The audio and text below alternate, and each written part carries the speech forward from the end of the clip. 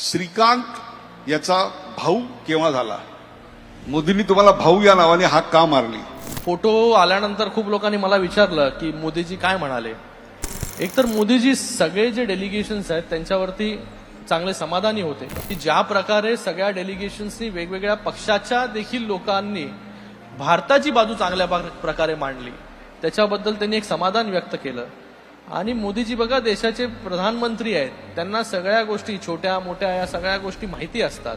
आणि हा दौरा खूप सेन्सिटिव्ह असल्यामुळे त्यांचं लक्ष जे आहे या दौऱ्यावरती कोण मनुष्य काय बोलतो, कशा प्रकारे बोलतो हे देखील त्यांना माहिती होतं, कारण की ते स्वतः जवळून ते मॉनिटर करत होते.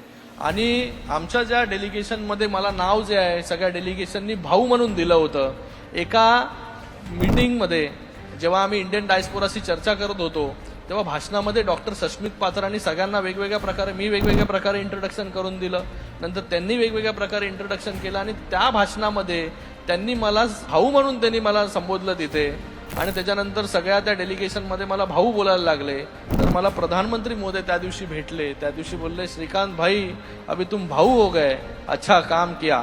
वाह, म्हणजे आपले प्रधानमंत्री महोदय हे एवढं त्यांचं बारीक लक्ष जे आहे हे बाबा ज्यांना पाठवलेलं आहे ते काय बोलतायत, कसं बोलतायत, भारताची बाजू काय मांडतायत. मला वाटतं एवढं सेन्सिटिव्ह प्रधानमंत्री जे आहेत ते आपल्याला याच्या अगोदर कधी मिळाले नव्हते.